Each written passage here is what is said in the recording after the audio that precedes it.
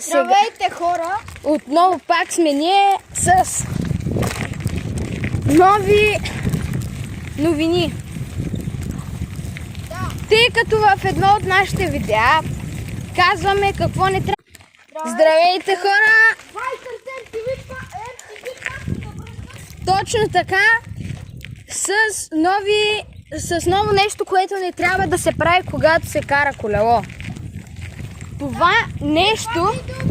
Сега се качва където го снимахме за правилата. Това не се прави с колелето. Ние като професионалисти не ни копирайте, защото можете да попаднете в кома. Или да се опиете нещо. Аз правя много опасни неща, така че в следващия шорт ще обясним